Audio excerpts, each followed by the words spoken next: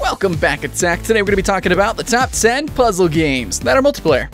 Now, it's true that we already did a co-op top 10, but these games focus on the puzzles, not the fighting exactly, but working together to solve puzzles that you need each other to solve. This is a very unique brand of multiplayer, and that's why it deserves its own top 10 list. So whether you are directly working together with somebody to solve something, or racing against time, or sometimes even actually competing with them directly, these are going to be the top 10 multiplayer puzzle games. So number 10, our first game that I want to talk about is Never Alone, which can potentially be played single player, like some of these games on this list as well, but Never Alone really works together as a co-op game. It is an atmospheric platform puzzler, where one character is a humanoid and the other character is a fox, and you both can do different things, and so you gotta work together to solve some of these puzzles. One thing that makes Never Alone really awesome is, like I said, it's atmospheric, and it is actually ethnically inspired, and it's based around the Alaskan indigenous folklore. I believe the game is an interesting experience, and it's pretty awesome that the game works well when you experience it with someone else. And next up on the list, at number 9, we have a game very similar in vein to Never Alone, and that's going to be Child of Light. It is a game that can be experienced single player, true, yes, and it does have a very interesting art aesthetic, and kind of almost feels like a playable Fable in ways. It's very RPG oriented, and because of that, sometimes, even if you are playing in a co-op instance, it doesn't quite feel as cooperative as probably it should be, which is why it's only number 9. It is a good game with a really awesome atmosphere, definitely a cool story to experience with somebody else, but in terms of its pure puzzling, it's actually not that puzzling. But nonetheless, if you're looking to experience a really interesting story with somebody else, this is one of those games that you can do that with. Hey guys, we got a new game on the list here, and that's going to be, at number 8, Ultimate Chicken Horse. This game kind of blew me away whenever I saw its Kickstarter, and holy crap, does this thing look outrageous. Think of it as a competitive co-op game, as in you're working with each other in order to vanquish and conquer each other. It's like a game of chicken and horse all in one, like an ultimate chicken horse. Essentially, it's a puzzle platformer where players actually create the level as they traverse it. They make it more complex as turns go on, and whoever survives the most amount of times, whoever actually progresses the furthest, is the winner. Like horse and chicken. Ultimate Chicken Horse.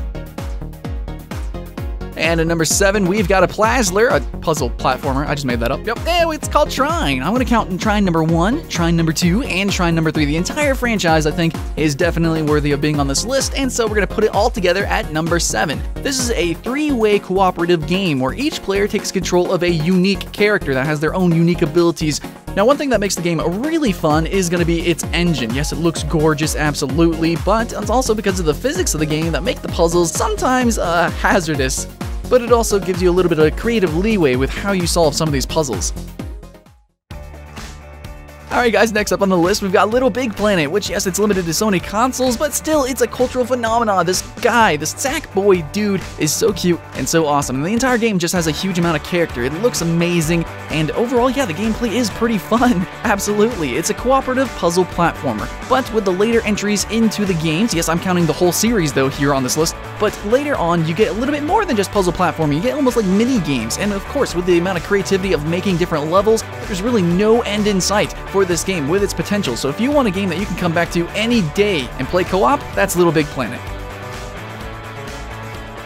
And next up on the list, I wanted to put N+, because I feel like it is an incredible game that really gets overshadowed by a lot of the more prettier games, but you play as a stick ninja character, and you can play cooperative with another friend in co-op mode. There's also competitive modes, and there is a single-player mode. All of it is all very rewarding, overall a very fun game, and you can even make your own levels.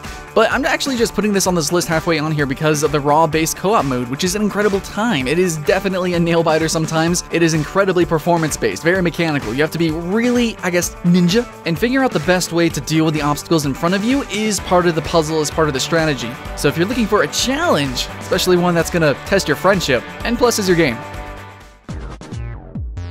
Oh yeah, at number 4, from the makers of Castle Crashers and Alien Hominid, we have Battle Block Theater, and with all that charm and character that we expect from the Flash animation titans, yeah, we have a game that is incredibly uproarious, extremely comical, and a terrible amount of fun with a bunch of other people. Yes, this is another 2D puzzle platformer, but it's just a little bit more charming than the rest, at least if you have a dark sense of humor. Much like some others on this list, you can make your own levels and explore other people's levels. And one thing that I want to say is that as equally frustrating as this title is, I think it's also equally as funny. It's actually very similar to N+ in a lot of ways, but artistically, it kind of just goes above and beyond. Yeah, number 3, we've got Eben Ob, and it is significantly more difficult than it first seems to be. It seems like a very cute and childish game, but let me tell you that this is going to be one of the hardest games that you have ever played, especially cooperatively, because not only are the puzzles incredibly hard to figure out sometimes, especially later on, but they're also very mechanically demanding. Like, you have to actually perform very well with this game. Yeah, do not let the looks fool you. This is not a game for kids. Well, maybe, if they're geniuses. I'll admit I'm probably exaggerating just a little bit, but the gameplay is really unique, as you can actually phase through different parts of the world, go into a shadow world, go into the light world, and you have to actually utilize this mechanic and the momentum of phasing in and out and manipulating the gravity to actually vanquish enemies and move further through the map.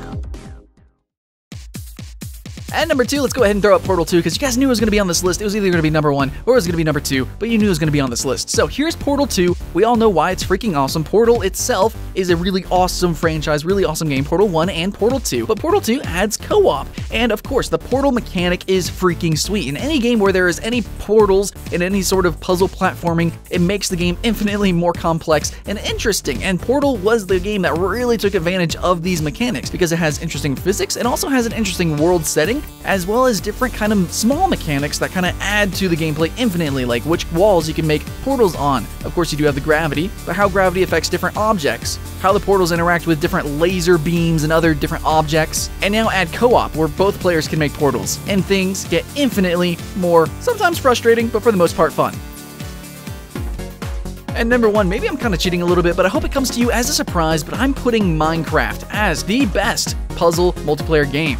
Sure, the base game is a survival title, yes, I know, but it's also a creative game. First and foremost, it is a creative game. And with that creativity, we can create a lot of adventures and a lot of puzzles for other players to play. Very similarly to basically the chunk of this top 10 list, you are able to create levels, entire adventures, entire campaigns. It's not all hack and slash, and it's not all just placing and breaking blocks. If you guys have never played a true adventure map where you actually had to work together with somebody to solve these different puzzles, I would say that you're missing out on basically the real game. You can see just how creative, not just the people who make the maps are, but how creative you are with solving some of these puzzles, because Minecraft's mechanics are kind of like infinite. The whole game's about creativity, for makers and players alike.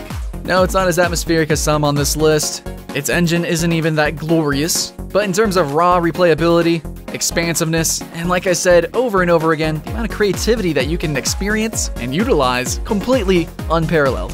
That's why it's number 1. So thanks for tuning in for our top 10 multiplayer puzzle games. Hope you had fun with the top 10 with the video, and I hope you have fun with these games.